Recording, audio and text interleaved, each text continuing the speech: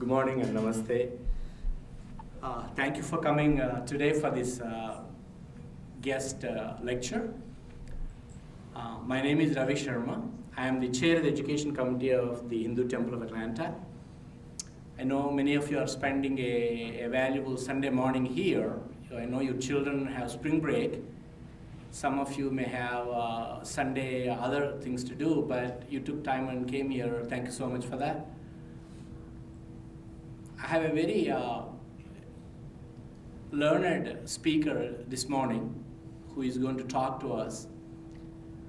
And in our conversations prior to Professor Guptara coming, he was asking about exactly how our temple functions and what kind of audiences we can expect. And I was telling him that mostly learned people and educated, and definitely they will challenge you. And he said, that's what I'm looking forward to. So there will be a lively interaction at the end of this presentation. And so you are welcome to challenge him. And so Professor Guptara, we are very happy to have you here. And it will be a 45-minute presentation. And please keep it informal. These are all, yes. we are now it's a big, large family. Yeah. And then there will be time for interaction. Yes. Thank you so much. Thank you.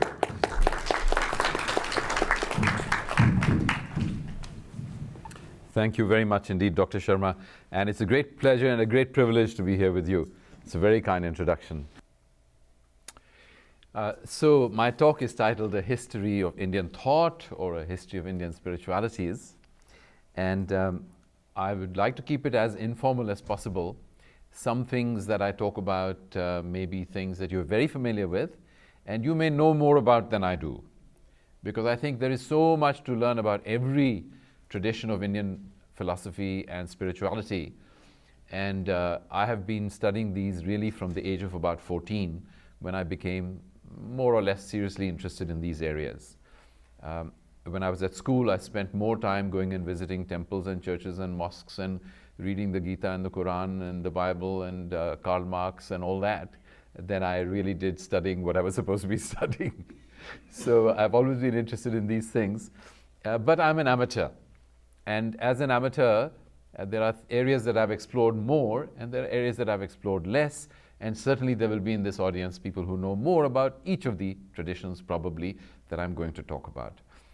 The only, I think, original thing that I've done is to put them all in sort of comparative format so that you can see how they relate to each other.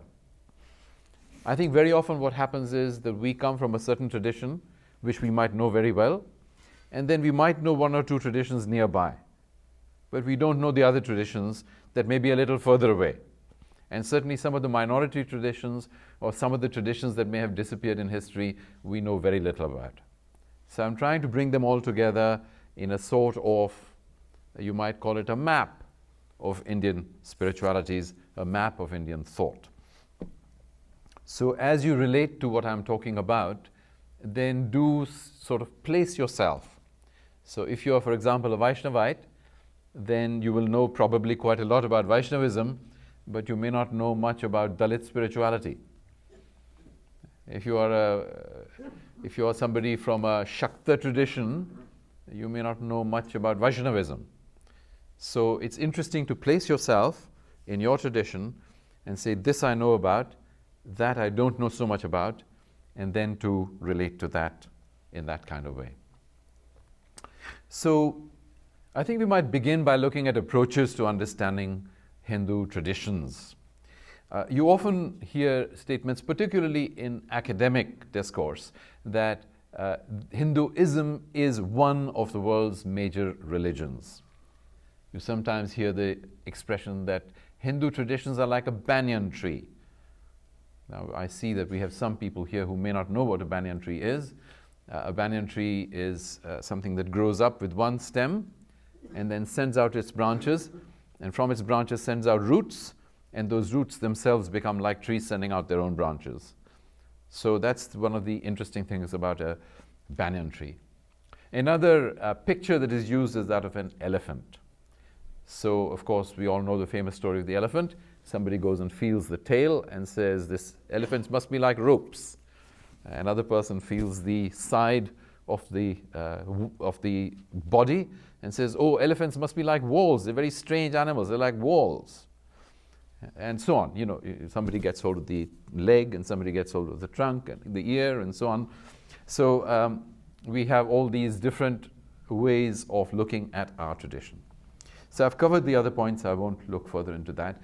So there are some myths, I feel, that prevent our understanding our tradition. And one of the myths is that we have a single Sanatan Dharma, a single eternal religion or set of religions which are thousands of years old. And we get while it's philosophically correct to say that all is one, at least according to the Advaita tradition, this is not true for those who believe in a Dvaita tradition. And this is not true for those who believe in a qualified monism. So we have different philosophical traditions inside Hinduism. And then another myth that we get is that our traditions have always been peaceful. You know, every religious tradition is capable of being distorted and is capable of being misused. And it doesn't help us to believe in myths like this. It's better to take an objective approach and to analyze where, if we were unpeaceful, why we were unpeaceful, and to learn the lessons from that so that we can eliminate distortions and unhelpful things from our traditions. And no doubt you can add other myths, you know, which you feel may be unhelpful. The truth is that Indian spiritualities are overlapping, but their epicenters are different. So, you know, an earthquake has an epicenter, but the waves of the earthquake go out a long way. Or if you think of the ocean, and you throw a stone in the ocean, then of course the ripples from that stone will go all over the place.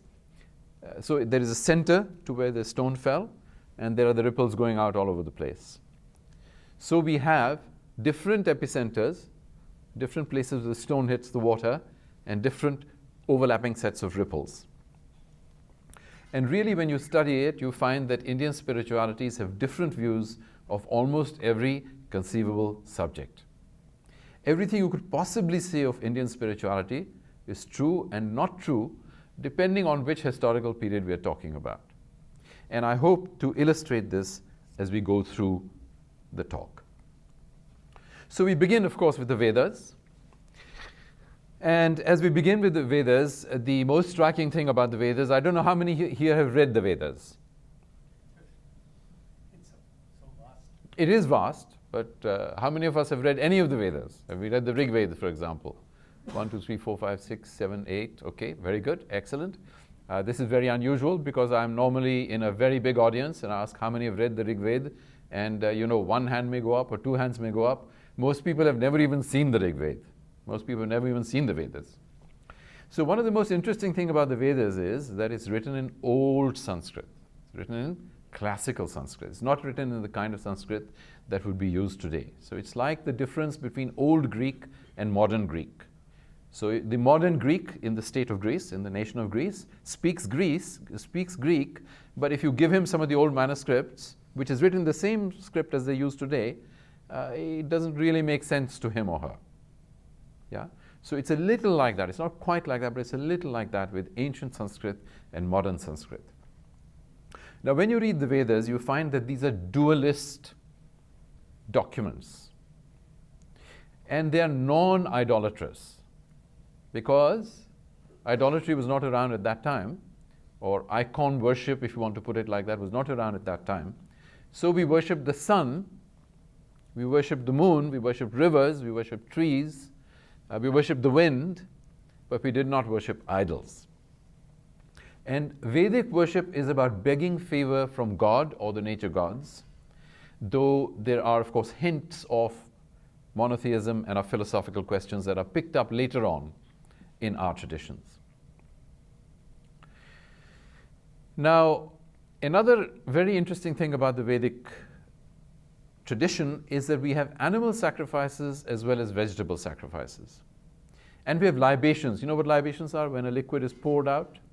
Yeah? And if you have a very traditional Brahmin priest even today, He will not, or she will, normally I deal with the men, of course, so I don't know what the women's tradition is. Normally the men will not eat anything without taking a little bit of the water and pouring it out as a libation before they eat. Anything, any meal. They will not do it. Traditional Brahmins are like that. But the kind of tradition that there is in the Vedas is very instrumental. That means it is there as a means to an end. So what is the end? The means is the worship, begging favor from the gods. What is the end? The end is conquest, prosperity, and enjoyment. So this is very interesting because I fear that a lot of modern Indian religion is like this. You know, we go to the gods at the time of exams. Somebody's sick, we will go and pray. You know, there's a promotion interview taking place, a job interview taking place. We go and we'll pray and we'll come away. So it's a little bit like that. There's nothing really deeper than that in the bulk of the Vedas. But the interesting thing about the Vedas is they reject atheism. Obviously, they reject atheism. They reject agnosticism, though there are strands. There are one or two hymns where you can say maybe not all the Vedas are being as clear as believing that everything is knowable. I think there are many things that are unknowable. So there is a touch of agnosticism, but basically they reject agnosticism. And in the 21st century context, we would say that the Vedas reject anti-theism. You know, there's a movement of anti-theism in the West, particularly in America. So they would reject that. And they reject evangelism. In the Vedas, there is no hint of evangelism. We are a very race-conscious Vedic tradition where the non-Vedic peoples are considered unclean and polluting and lower than the Aryans, who are, of course, the people who have written the Vedas. Now, the interesting social function of the Vedas seems to be to bind together nomadic and apparently predatory groups. So there's a social cohesion function which is taking place through the Vedas in Vedic society. So the people who are composing these are Aryans, and this religion, Vedic religion, dominates our people till the 3rd century BC. Though I have one question about the Vedas which nobody's been able to answer in any definitive way. And that is that as the hymns are to different gods, is this compilation of all these hymns evidence that all of us worshipped all these gods? Or is it evidence that some of us worshipped God A, some of us worshipped God B, some of us worshipped God C, and this is a kind of compilation to bring all these different tribes and groups together? This is something that nobody's been able to answer. Another interesting thing is exactly when and why do the Vedas start being written down? Now, you know that I know that Sanskrit writing became common only from the 1st century AD, and most of the manuscripts that we have are 1st century AD onwards. So that's what I want to say about the Vedic tradition. And the Vedic tradition is one clear dominant tradition, obviously, in India. Now, I find that a key to understanding our traditions is to see that there was a reaction to the Vedic tradition. And the reaction to the Vedic tradition is what is called the Vrata tradition or the Shramana tradition. Now, you and I know what Vrats are. Vrat is a fast, but that is a very tiny, narrow way of defining a Vrat. A Vrat is a promise to do anything. Some people take a Vrat to go on a pilgrimage. Some people take a Vrat that they're not going to drink any water for X number of hours or days. Some people take a Vrat that they're going to stand on one leg for X number of hours or days or weeks. So Vrat can be of many different sorts. So Vrat is a promise or a contract or a, But this belongs to an ascetic tradition. So here are ascetic traditions which are very different from the Vedic traditions. In the Vedas themselves, there's very little evidence of asceticism. And in the Vedas themselves, there is not much idea of my seeking to become one with God or aspiring towards God, because the Vedas are mostly about getting blessings from God. And the Vrata tradition seems to come out of a feeling there must be more to spirituality than just going to God and asking for favors. That seems to be the impulse behind the Shramanic tradition. And the Shramanic tradition is different from the Brahmanic tradition, because the Brahmanic tradition depends on doing the rituals and so on in a prescribed way, such as we have here in the temple, in 2 or 3, 4 different traditions, maybe more than that here. These are all prescribed, laid down, very, fixed kind of proper ways of doing things. But this tradition seems to be that I will, by my own self-effort, try to get close to God. So my self-effort will be through either certain penances and asceticism and tapasya, or it will be through doing certain things that I feel are appropriate, and they may be quite extreme, by which I try to, meditation and so on, yoga and so on, through which I will, by my self-effort, try to achieve union with the divine. So the interesting thing about this tradition is that it's non-Vedic, or even in the early stages certainly anti-Vedic. And it is largely non-dualist. So the Vedas are dualist, this tradition is non-dualist. So this tradition rejects God, or rejects the gods. Not all these traditions reject God or gods, but some of them do. Buddhism, for example, which comes out of this tradition, does Buddhism believe in God? When Buddha was asked that question, he kept silent. He had nothing to say to the question of whether God exists or not. In Jain tradition, does God exist? It's an interesting question, because Jainism is not interested in the question of God. Jainism is interested in the question, is there a principle underlying the universe? And that's what makes Jainism such a highly philosophical religion. It is in fact the first and the most consistent of all the philosophical traditions that we have. And Buddhism, of course, is not primarily philosophical. Buddhism is primarily trying to answer the question, why is there suffering, and how can I overcome suffering? So these traditions are trying to do different things, and I'm trying to lump them together simply because of shortage of time. But they all come out of the same impulse, which is different from the Vedic impulse.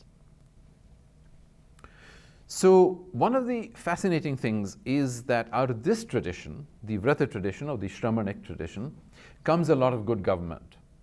So if you think of the Mauryan Empire, if you think of the Ashokan Empire, that we all respect as being very great examples of good government, material progress, rise of mathematics, rise of astronomy, rise of medicine, these kinds of things come out of the Shramanic tradition. They come out of the Buddhist, Jain, and associated traditions. Now, both Buddhism and Jainism, but also all these other religions, are highly missionary. They believe in taking the word out in one way or the other. And certainly under the Emperor Ashoka, 3rd century BC onwards, diplomat missionaries were sent out, that is, missionaries with diplomatic status as ambassadors, were sent out all the way to Egypt, all the way to Greece, Iraq, Iran, etc., all the way to Central Asia, what is today Afghanistan and Pakistan, to China, all the way around to Siam, what was then called Siam and all that, all the way down to Myanmar and Sri Lanka. So you can see that the Emperor Ashoka sent missionaries through all the known world as far as he could, depending on trade routes and this and that. And of course spread Buddhism through all these areas so that Buddhism becomes a kind of major religion after that. So Buddhism rises around the 6th century BC and lasts in India till about the 9th century AD. And then in the 9th century AD something happens which we'll come to later, as a result of which Buddhism declines and remains a very minor thread in Indian tradition till Ambedkar's Neo-Buddhist movement in the 1930s and so on, many, many hundreds of years later. There are, of course, different varieties of Jainism, different varieties of Buddhism. We don't have time to go into that, but you can see that we have some information on that on the screen. Now, the Shramanic tradition then develops into what is the Shakta tradition and even the Tantra tradition in India. The remarkable thing about the Shakta tradition is that this tradition calls on cosmic forces. Of course, it asks for boons, but is interested in awakening the Kundalini by meditation. It is interested in spirit possession. There's a lot of emphasis on chanting, dancing, yoga, and the focus is on power, on prophecy, on healing, and on fertility. So whenever you find in Indian tradition aspects of spiritual healing, aspects of fertility, etc., it is usually related to the Shakta and Tantra traditions. Now, at the heart of the tantric tradition, you have the embracing of opposites, and especially of what is paranormal or abnormal for most of us. And so there are some questionable rituals in it, because of which tantrics are always regarded by mainstream Hindus with a certain degree of fascination and horror at the same time, because of all these kinds of rituals that they do. And now the interesting thing about the Vedas is, of course, that it's written down. The Shramanic tradition was not written down in any way till much later. Then the Buddhists started writing, of course, and the Jains started writing much later. But in this tradition, we have the Shakta Agamas and the Shakta Puranas. And because these are written in the modern languages, we know that this is around the 5th century onwards that this tradition starts. And in the Shakta and Tantric traditions, we find philosophically it's very interesting. We have both the dualists and the non-dualists within the dualists. So if you're a highly educated philosopher, you'll understand what I'm talking about. Otherwise, don't bother your brain with it right now. Now, the fascinating thing is that most of the god figures in these traditions are goddesses. They're not male figures, they're female figures. And this tradition rejects the possibility of incarnation. And in this tradition, both the gods and the goddesses are only symbols. They're not real incarnations, they're only symbols. So nowadays, of course, it's most found in East and Northeast India and also internationally. Scholars say that it's mainly lower class and marginal, and outre meaning, how would you explain the word outre, which is a French word? It means awkward, outside, unacceptable, socially unacceptable. It has all those kinds of meanings inside that word. So the Shramanic tradition morphs into the Tantric and Shaktic tradition and also develops into the Shaivite tradition. Now, the Shaivite tradition, as you know, is a tradition focused on Shiva the Compassionate, not so much on Rudra and on Bhairava, because these are the, shall we say, angry aspects of God, not the compassionate aspects of God. And in the Shaivite tradition, we strive to be one with the Shiva inside us, the Shiva within. And the icons are primarily male, not female. And in this tradition, we have to have tapas, which is guided by a guru, tapasya, ascetic practices, guided by a guru. Though it is clear that it is Shiva's grace alone which leads to moksha. So it's interesting that it comes out of the Shramanic tradition, but by the time it becomes Shaivism, it is the guru's grace alone which gives moksha, not self-effort. The texts of this are the Shaiva Agamas and the Shaiva Puranas, and again, because they are from modern languages that start from about the 4th century on. So this is non-dualist, and it rejects the possibility of being deserving or being sure of moksha. And this tradition, it depends on Shiva's grace, so obviously you can't be sure of it and you can't depend on it. If Shiva wishes to, he can give you his grace, otherwise he does not. So socially, of course, this is a highly conservative tradition, mainly South Indian, though also, of course, in North India, and now increasingly abroad. Then we have the Vaishnavite tradition. And in the Vaishnavite tradition, we have bhakti or prapatti, complete abandonment, for one of the 10 main incarnations of Vishnu, either Sri Ram or Sri Krishna, or of course there are local expressions of Vishnu, and the divinities are primarily male. Where the female consorts are there, they're less important, and this is also a dualist tradition. This is not a non-dualist tradition. Though philosophically, it's not so important to distinguish, because both in Shaktism, both in Shaivism and in Vaishnavism, we get dualism to non-dualism and so on, but it's primarily a dualist tradition. The focus is on preservation of the social order, temple worship, festivals are elaborately celebrated, and interestingly, in contrast to Shaivism, darshan, that is to say, simply a sight of the god, automatically bestows blessing. Now, the interesting thing, I don't know if you're aware of the difference between North Indian and South Indian Vaishnavism. In South Indian Vaishnavism, we stand far away from the idol. We don't approach the idol very closely. In the North Indian tradition, of course you can stand far away, why not? But really, if you want the God's blessing and grace, you have to go and touch the idol. Yeah, it's very interesting. In South India, we don't do that. Only in North India we do that. It's quite fascinating when you look at the differences between the different traditions. So here you have the Vaishnava Agamas, Puranas, Itihasas, and so on. And here, of course, is where the Mahabharata comes in. This is where the Gita comes in. Beloved scriptures of many people right across, up and down the country. But they belong, of course, in Vaishnavism and not in Shaivism and not in Shaktism and all the rest of it.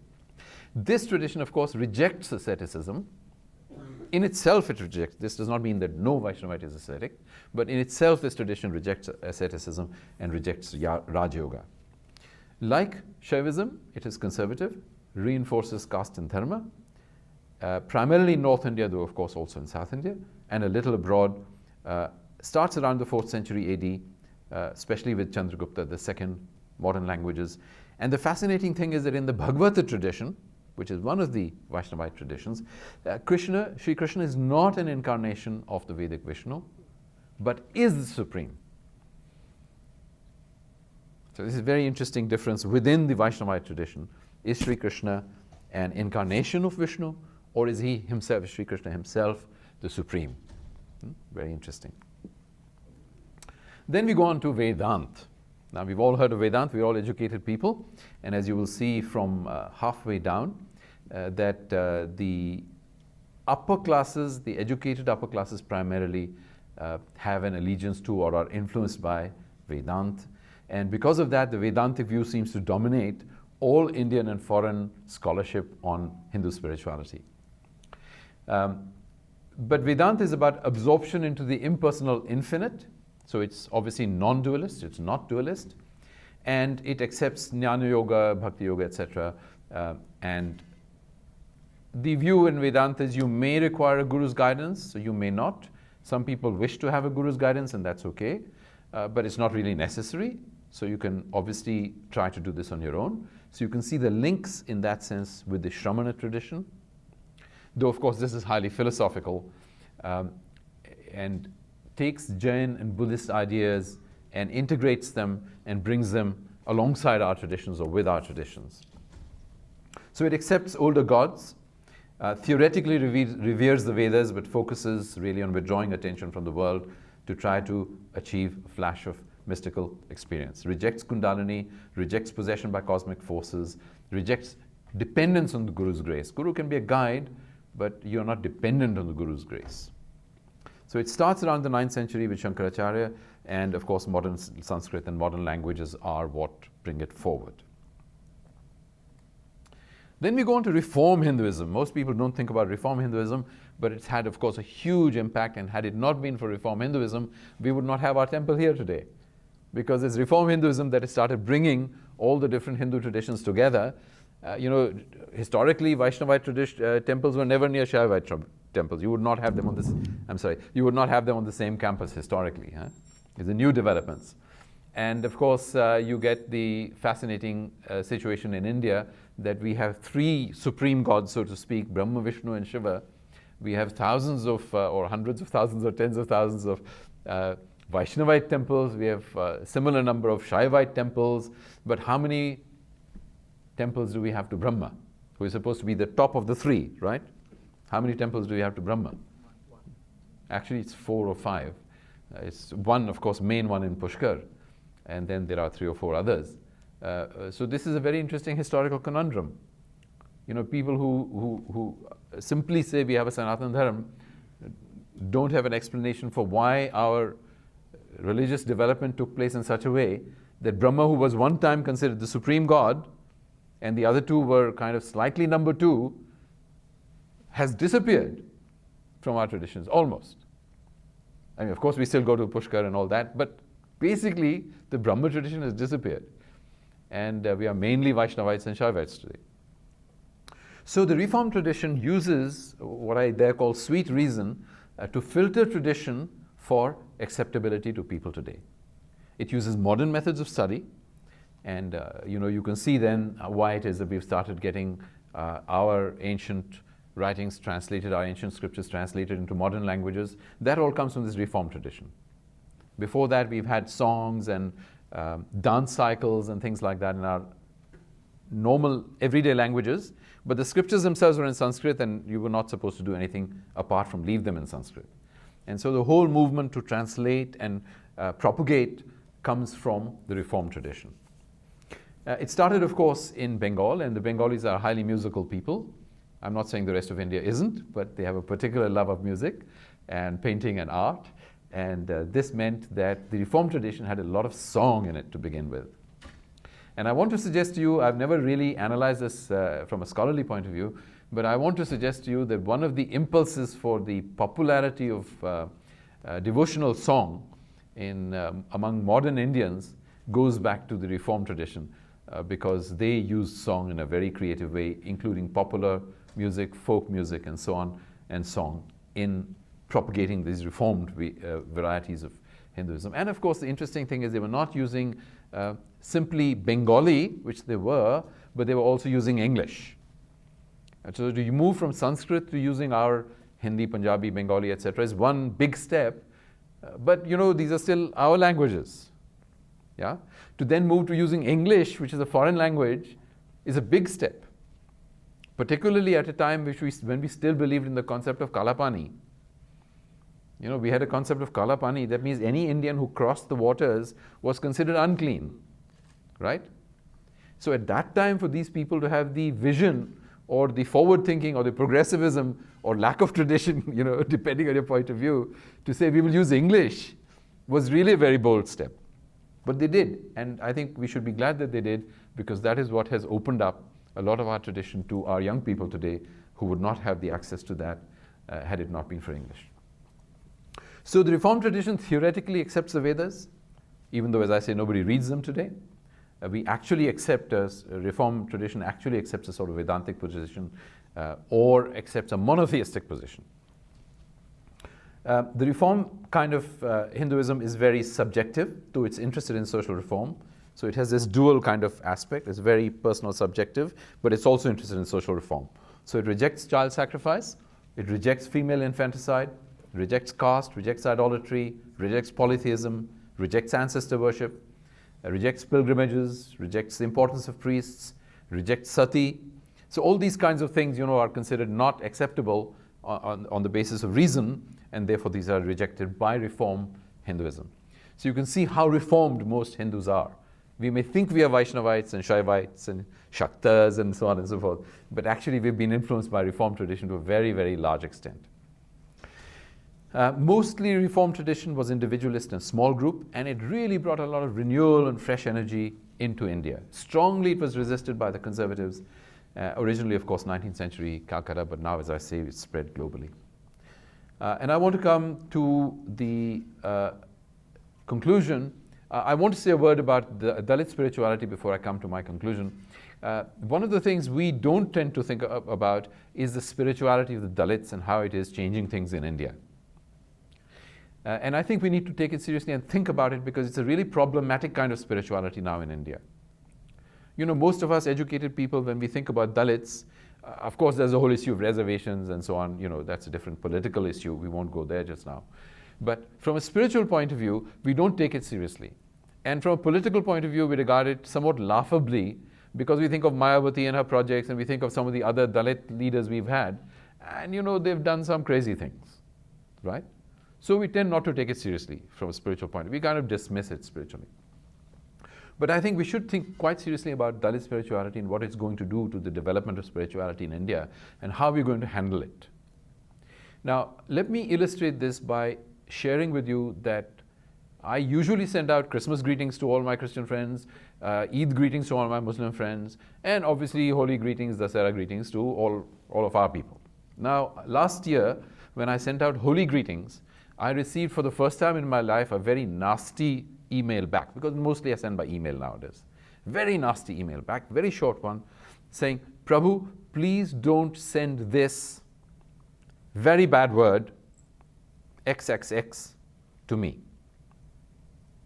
Holy greetings, right? Please don't send this to me. So of course I said, what is going on? I picked up the telephone, talked to him. He's a good friend of mine. Picked up the phone, talked to him. And he says, I have started discovering my Dalit identity. And because I'm discovering my Dalit identity, I have realized that the story of Holi is a story of the domination of the Aryas on the Dalits. And therefore, we don't want to celebrate Holi as a symbol of goodness or anything like that. We regard this as a symbol of oppression of the Dalits. So don't send this kind of stuff to me. Wow. I mean, you can imagine the shock it was, right? Then the Sera time had a similar experience. So once you have it, you have a shock. You may not think about it. I didn't think about it. I sent out my Sera greetings in our way. This time it wasn't this person, it was another person. There's a second shock I had. So now I have to think very carefully before I send greetings to anybody about any festival. You know, life becomes difficult. But this is a personal experience. Let me tell you something that was much more shocking.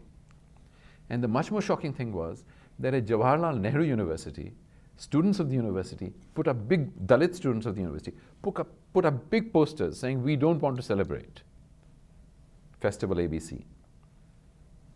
And they organized a meeting at which they invited certain speakers to come and speak on the theme. Now, at the meeting, obviously there was a debate because there are normal students who are not Dalits. They may not be sort of very Brahminical, but you know, they're not Dalits. And they don't appreciate this kind of insult to our traditions. And of course, you have RSS types. So of course, they're not going to tolerate it. So first there was a debate and a discussion, and then there was fisticuffs. So there was actual violence, as a result of which, you know, the case went to court, and Jawaharlal, JNU, this was JNU, the Jawaharlal Nehru University, our top university in the country. So the case went to the JNU authorities. The JNU authorities rusticated, suspended the Dalit student leadership. Dalit student leadership struck back and said, this is unconstitutional. You know, we were the guys beaten up. How can we be suspended? If you're going to suspend anybody, suspend their, you know, all this went on. And of course, all this is not taking place behind closed doors.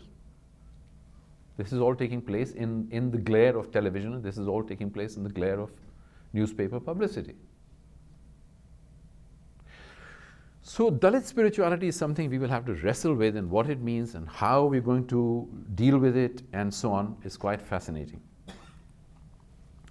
So my basic conclusion, which I would like to come to and then obviously give time for questions and answers and discussion, is that Indian spirituality has changed and developed over history, but there's been no evolution. That means it's not gone in a single direction. It has gone in many different directions. So it starts with this clash between the Vedic tradition and the Shramanic tradition. And out of that clash come all the different traditions that we have today. And I've not covered all of them, but I've given you the main branches, and then almost any branch of Hindu thought or spirituality you care to mention will belong under one of these main headings. Indians still range from the atheist to the henotheist. That means, henotheist means we believe in many gods, but one god is kind of more god than the others, supreme among equals or whatever you want to call it. We have polytheists, and we have monotheists. And this is in addition, of course, to the philosophical schools, which are dualists, non-dualists, and the in-betweeners. Indian traditions are, however, marked with a concern for power through asceticism or mysticism, rather than with morality. And this is quite curious, that we are concerned with power through morality, through asceticism, or through mysticism, but the focus is not on morality. It's quite fascinating. So morality is the mark of the ordinary Indian. But the moment the ordinary Indian tries to go into deep spirituality of any sort, there is no moral component of that in itself. It can be there as part of the preparation for it, but it has no moral content in itself. It's very fascinating. And on the other hand, the great thing is that we tolerate and even accept ideas and practices from other traditions, including those that we might theoretically oppose. We've always had a free market in spirituality, except where state power, for example, under Ashoka, or that of a clique, and I can give you lots of examples of cliques, have tried to impose a particular ideology or philosophy on the people. So we've gone from, there have been periods when particular cliques or groups have tried to impose, but basically the Indian tradition is very freewheeling, open, And I hope I've given you an idea of the kind of incredible range of traditions that we have, including the main branches in it. So I'd like to stop there and offer time for questions and answers, and then I'll make a very short concluding statement if you don't mind.